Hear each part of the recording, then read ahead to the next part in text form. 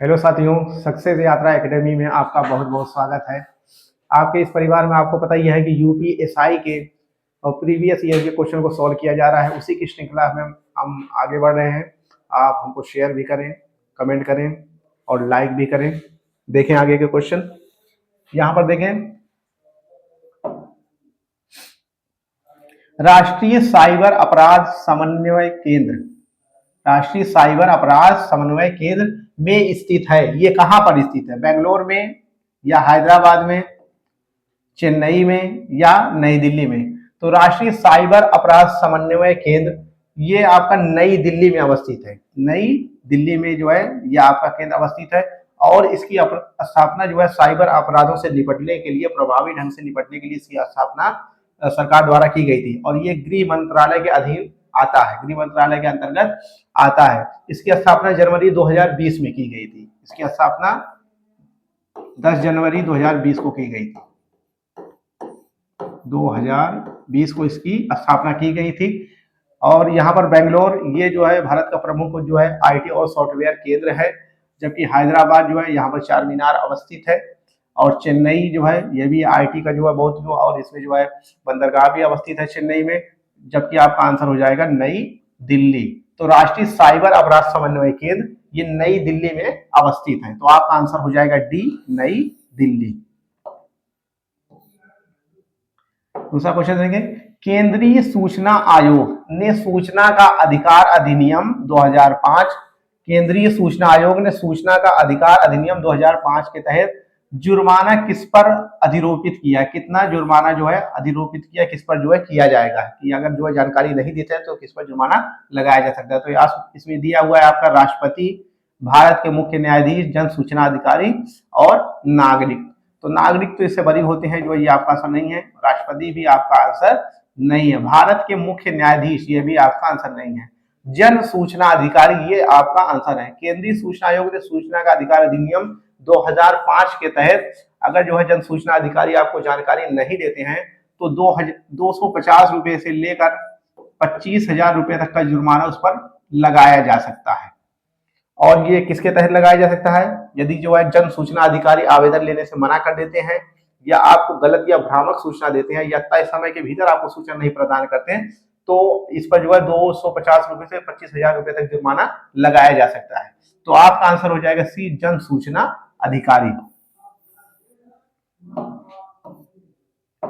यहाँ पर देखें, निम्नलिखित में से कौन सा क्षेत्र प्राकृतिक वस्तुओं का उत्पादन करता है? इसमें कौन सा है? तृतीय क्षेत्रक, द्वितीय क्षेत्रक, चतुर्थ क्षेत्रक या प्राथमिक क्षेत्रक?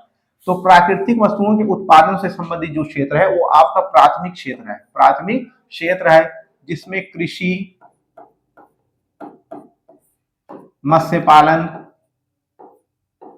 पालन और खनन आता है। खनन, प्राथमिक क्षेत्र में कृषि, मत्स्य पालन और खनन इसमें आते हैं, जबकि जो है द्वितीय क्षेत्रक में आते हैं जो कृषि से और जो है मत्स्य पालन और खनन से जो संबंधित वस्तुएं उत्पादन की जाती हैं उनका निर्माण जो है द्वितीय क्षेत्रक में होता है, जो है नए माल को निर्माण करने के लिए। तो आपका ये हो गया जो है प्रोसेसिंग हो गया, प्रोसेसिंग फूड हो गए और जो है तमाम जो है इंडस्ट्रियल जो उत्पाद हो गए, जो भी जो मैन्युफैक्चर की जाते हैं वो उसमें आते हैं, द्वितीय क्षेत्रक में आते हैं। जबकि तृतीय क्षेत्रक में आपका जो है सेवा क्षेत्रक आता है। सेवा क्षेत्रक जैसे बीमा हो गया, बैंकिंग हो गया, बीमा, बैंकिंग हो गया, शिक्षा हो गया, परिवहन हो गया, ये सब तृतीय क्षेत्रक में आते हैं। जबकि चतुर्थ क्षेत्रक में ये ज्ञान से संबंधित जो है रिसर्च, ये सब और शिक्षा से संबंधित रिसर्च, सभी जो है रिसर्च और ज्ञान से संबंधित मामले ये चतुर्थ श्रेणी में आते हैं। तो इसमें कहा कि कौन सा क्षेत्र प्राकृतिक वस्तुओं के उत्पादन करता है? तो इसमें प्राकृतिक वस्तुओं के उत्पादन से संबंधित क्षेत्र है प्राथमिक क्षेत्र, कृषि, मत्स्य पालन, खनन इत्यादि। तो आपका आंसर हो जाएगा डी, प्राथमिक क्षेत्र। यहां पर देखिए, किस वर्ष में भारत सरकार अधिनियम 1935 के प्रावधानों के अनुसार भारत का संघीय न्यायालय स्थापित किया गया था? 1935 आपका दिया गया है, 1939, 1940 और 1937। तो भारत सरकार अधिनियम 1935 के प्रावधानों के तहत उसके लगभग 2 वर्ष बाद जो 1937 में इसकी स्थापना की गई थी। 1937 में इसकी स्थापना की गई थी। जहां तक अन्य न्यायालय की बात है जो तो रेगुलेटिंग एक्ट ऑफ 1773 यानी 1773 के जो है रेगुलेटिंग एक्ट के तहत जो है एक जो है सर्वोच्च न्यायालय की स्थापना जो है 1774 में कोलकाता में की गई थी। इसकी स्थापना प्रथम न्यायालय की जहां तक बात है सर्वोच्च न्यायालय की, लेकिन फेडरल जो है संघीय न्यायालय की स्थापना 1935 के तहत 1937 में की गई थी। तो आपका आंसर हो जाएगा डी 1937। किस राज्य में राष्ट्रपति शासन को निरस्त करने का अधिकार किसके पास है? किसी राज्य में अगर राष्ट्रपति शासन लग जाता है तो उसको निरस्त करने का जो है अधिकार किसके पास होता है? संविधान के अनुच्छेद 356 के तहत, संविधान के अनुच्छेद 356 के तहत जब किसी राज्य में जो है संवैधानिक तंत्र की विफलता हो जाती है तो फिर जो है उस राज्य का राज्यपाल जो है राष्ट्रपति को संस्तुति करता है कि वहां पर राष्ट्रपति शासन लगा दिया जाए। तो उसी के हिसाब से राष्ट्रपति जो वहां पर 356 के तहत राष्ट्रपति शासन लगा सकते हैं। पूरे जो है राज्य में लगा सकते हैं या उसके कुछ क्षेत्रों पर भी लगा सकते हैं।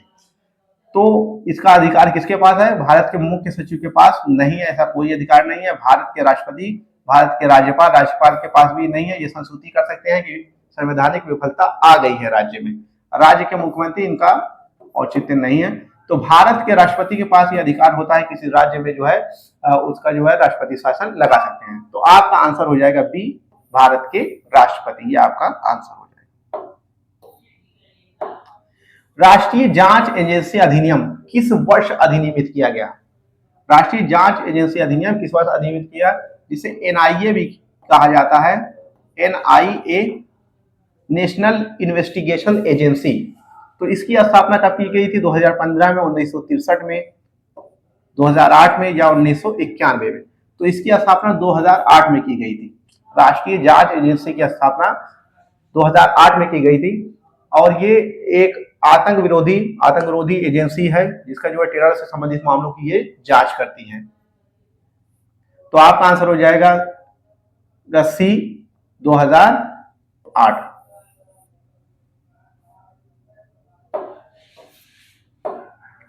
काशी विश्वविद्यालय मंदिर उत्तर प्रदेश के निम्नलिखित में से किस जिले में अवस्थित है? काशी विश्वविद्यालय मंदिर निम्नलिखित में से किस जिले में अवस्थित है, किस जिले में स्थित है? वाराणसी में, मथुरा में, प्रयागराज में या अयोध्या में? तो काशी विश्वविद्यालय मंदिर आपका जो है वाराणसी में अवस्थित है, वाराणसी में अवस्थित है। और ये जो भारत के 12 जो है ज्योतिर्लिंग है उनमें से एक है, ये उनमें से एक है। तो आपका आंसर हो जाएगा ए। और जहां तक मथुरा की बात है तो यहाँ पर जो है मथुरा रिफाइनरी है, मथुरा रिफाइनरी है, पेट्रोलियम से संबंधित है, ठीक है। और अयोध्या में यहाँ पर राम मंदिर अवस्थित है और भी बहुत सी चीजें यहाँ पर अवस्थित है। तो आपका आंसर हो जाएगा ए, वाराणसी काशी विश्वनाथ मंदिर।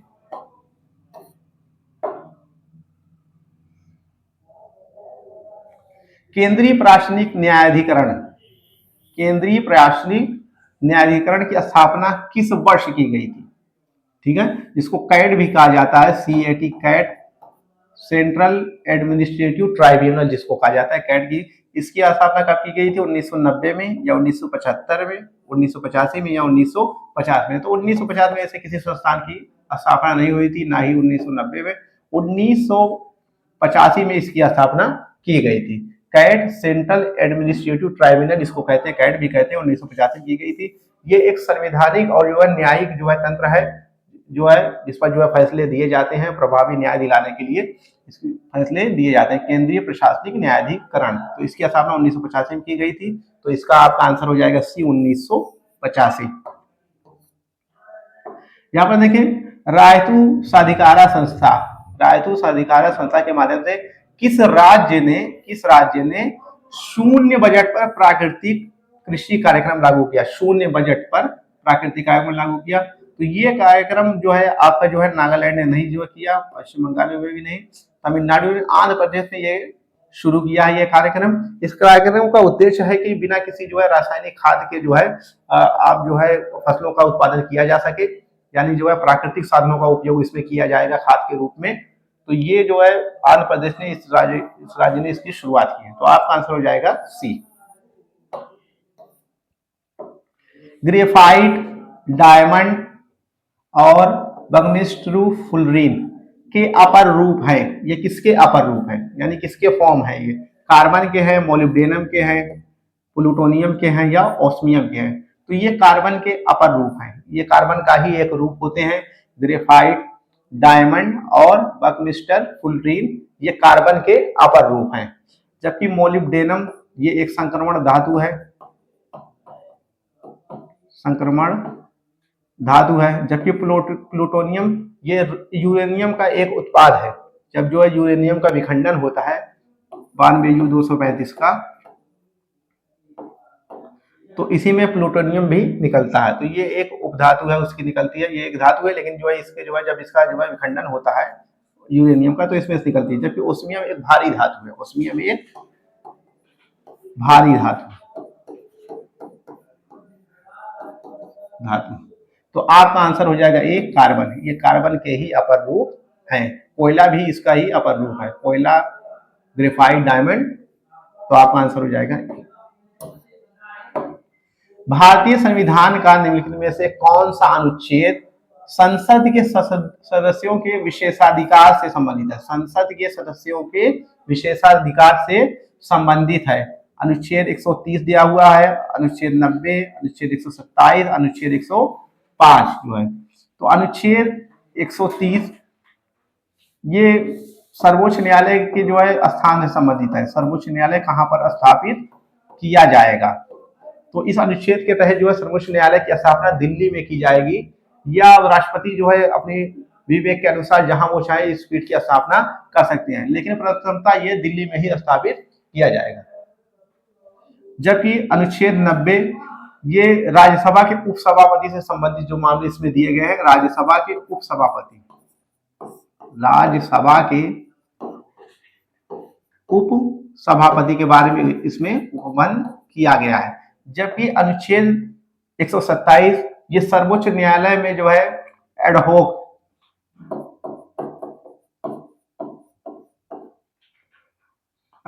या अस्थायी न्यायाधीशों की नियुक्ति के संबंधित मामले हैं। जबकि अनुच्छेद 135 ये संसद के सदस्यों के विशेषाधिकार से संबंधित है। तो अनुच्छेद जो है 105 जो है ये आपका आंसर हो जाएगा। अनुच्छेद 105 ये आपका आंसर हो जाएगा, संसद के सदस्यों के विशेषाधिकार, ये आपका आंसर हो जाएगा। 1839 में तत्वबोधिनी सभा की स्थापना किसने की? तत्वबोधिनी सभा की स्थापना किसने की? देवेंद्रनाथ टैगोर ने, अविन्द्रनाथ टैगोर ने, रविन्द्रनाथ टैगोर ने, जबकि सुरेंद्रनाथ टैगोर ने। तो इसकी स्थापना देवेंद्रनाथ टैगोर ने 1839 में की थी। ये आपका आंसर हो जाएगा। जबकि अविन्द्रनाथ टैगोर ने ये आर्ट सोसाइटी की स्थापना की थी। Art society, Indian society of oriental art जिसका नाम था, एक आर्ट सोसाइटी की स्थापना की गई थी, Indian society of oriental art. जबकि रविन्द्रनाथ टैगोर ने जो है विश्व भारती विश्वविद्यालय की स्थापना की थी। विश्व भारती विश्वविद्यालय की स्थापना 1921 में इसकी स्थापना की गई थी। तो आपका आंसर हो जाएगा ए, देवेंद्रनाथ टैगोर।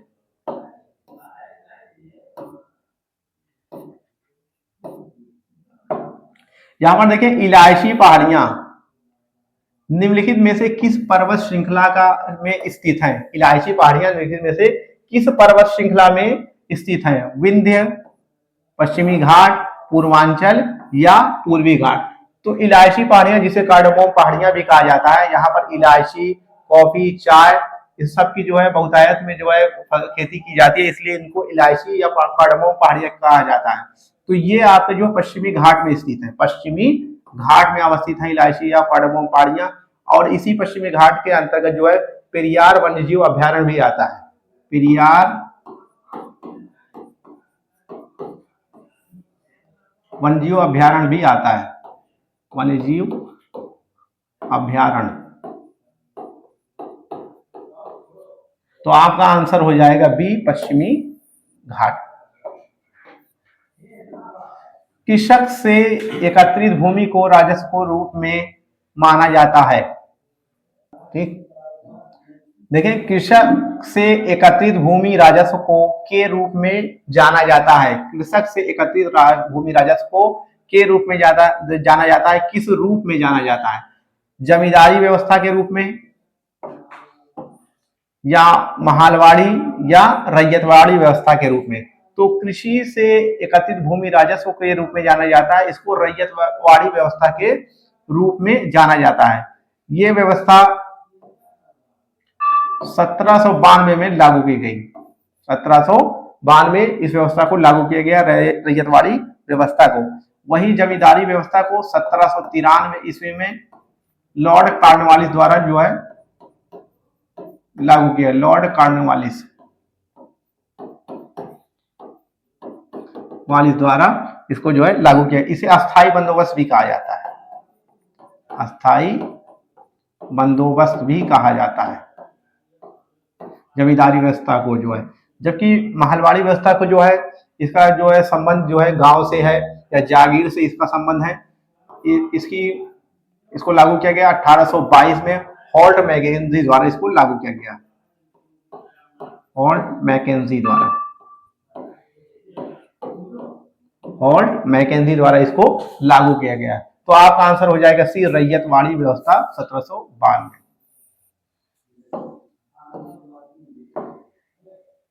मोन खमेर भाषा समूह से संबंधित है। मोन खमेर भाषा समूह से संबंधित है। किस समूह से इसमें संबंधित है मोन खमेर भाषा?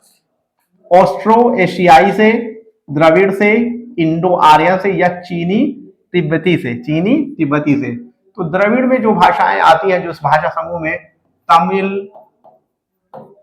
तमिल, तेलुगु, मलयालम,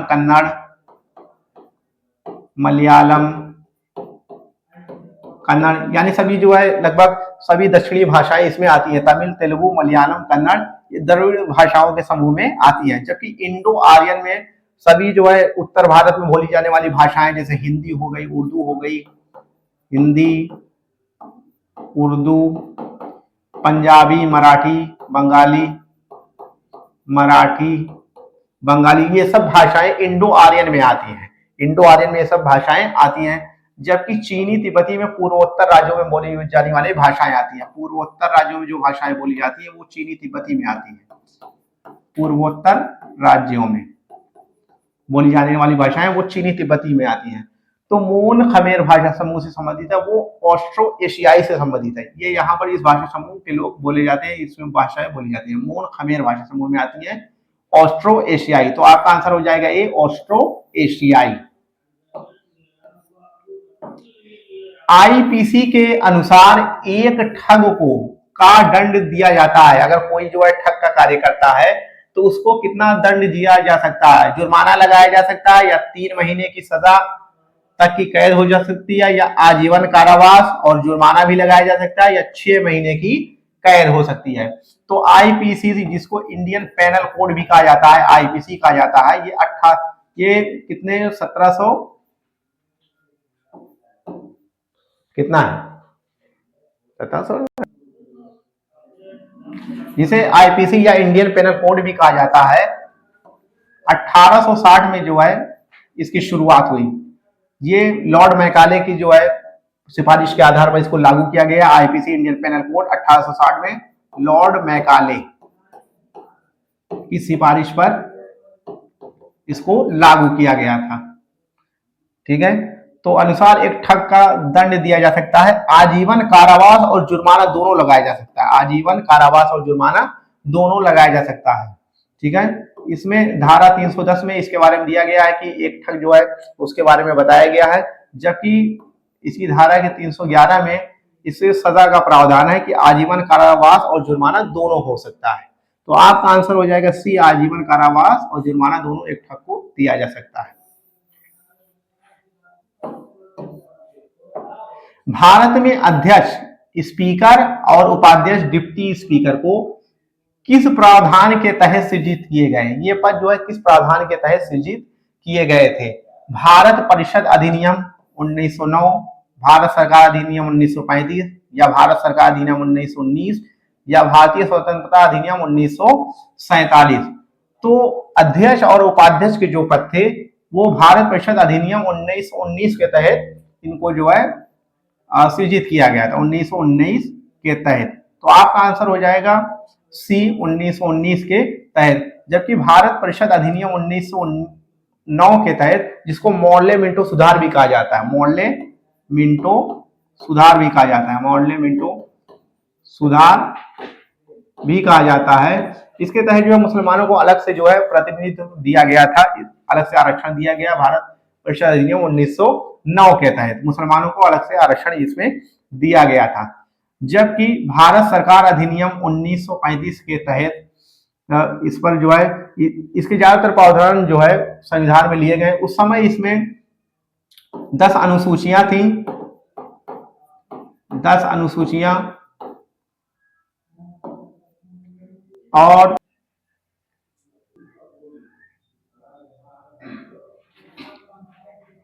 इसमें 10 अनुसूचियां थी और 321 अनुच्छेद इसमें थे, 321 अनुच्छेद इसमें थे। जबकि भारतीय स्वतंत्रता अधिनियम ये माउंटबेटन प्लान के तहत,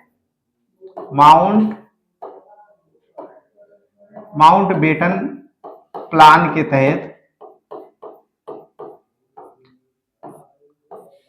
भारत और पाकिस्तान का इसमें जो है गठन किया गया है और ब्रिटिश संसद द्वारा इसको 18 जुलाई 1947 को पास किया गया। 18 जुलाई 1947 को ब्रिटिश संसद द्वारा इसको पारित किया गया था, पास किया गया था। जबकि 1947 में 15 अगस्त को ये लागू किया गया। तो आपका आंसर हो जाएगा सी, भारत सरकार अधिनियम 1919 के तहत स्पीकर और डिप्टी स्पीकर के पद जो है सृजित किए गए। तो सी आपका आंसर हो जाएगा। राजीव गांधी सरकार ने 1986 में पंचायती राज संस्थाओं के बारे में अध्ययन करने के लिए कौन सी समिति गठित की थी? कौन सी समिति गठित की राजीव गांधी ने 1986 में? LM सिंघवी समिति, GV के राव समिति, तो और गैडगिल समिति और थुंगन समिति। तो यहां पर बता दें कि LM सिंघवी समिति की स्थापना जो है गठित की गई थी 1986 में। यही समिति थी जो है जो पंचायत राज पर जो है सिफारिश करने के लिए इसका गठन किया गया था। जबकि GV के राव समिति का गठन ये 1985 में किया गया था, एक साल उससे पहले इसका जो है गठन किया गया। जबकि गैडगिल समिति 1988 में इसको लाया गया। ये सब समितियां पंचायती राज से संबंधित जो है सिफारिशें करने के लिए बनाई गई थी 1900। जबकि थुंगन समिति ये भी जो है 1989 में इसको लाया गया। ये सब समितियां LM सिंघवी समिति, GV के राव समिति और गैडगिल समिति, थुंगन समिति, ये चारों समितियां पंचायती राज से संबंधित है। जबकि यहाँ पर कहा गया है राजीव गांधी सरकार 1986 की बात की गई है, तो आपका आंसर हो जाएगा ए, LM सिंघवी समिति, ये आपका ए आंसर हो जाएगा। उत्तर प्रदेश ग्राम आबादी अधिनियम निम्नलिखित में से किस वर्ष पारित किया गया? उत्तर प्रदेश ग्राम आबादी अधिनियम निम्नलिखित में से किस वर्ष पारित किया गया? 1950, 1960, 1940, 1947। तो 1947 में ये आपका अधिनियम पारित किया गया था, उत्तर प्रदेश ग्राम आबादी अधिनियम। तो आपका आंसर हो जाएगा ए, 1947। राष्ट्रीय बाल अधिकार संरक्षण आयोग, राष्ट्रीय बाल अधिकार संरक्षण आयोग के अध्यक्ष और सदस्य की अवधि पद पर बने रहते हैं, यानी कितने वर्ष तक ये अपने पद पर बने रहते हैं? 6 वर्ष तक, 3 वर्ष तक, 4 वर्ष तक या 5 वर्ष तक? तो राष्ट्रीय बाल अधिकार संरक्षण आयोग के अध्यक्ष या उसके सदस्य 3 वर्ष तक अपने पद पर बने रहते हैं, 3 वर्ष तक अपने पद पर बने रहते हैं। राष्ट्रीय बाल अधिकार संरक्षण आयोग ये महिला एवं बाल विकास मंत्रालय के अधीन आता है, महिला एवं बाल विकास मंत्रालय के अधीन आता है, महिला और बाल विकास मंत्रालय के अधीन आता है। और इसकी स्थापना 2007 में की गई थी, इसकी स्थापना 2007 में की गई थी। तो आपका आंसर हो जाएगा बी, 3 वर्ष, ये आपका आंसर हो जाएगा। ऐसी ही सीरीज के से चलती रहेंगे, ऐसी सीरीजें, और हमसे जुड़ते रहें। कमेंट सेक्शन में जो है कमेंट भी करें और सुझाव भी अपने दें और शेयर भी करें। थैंक यू, धन्यवाद।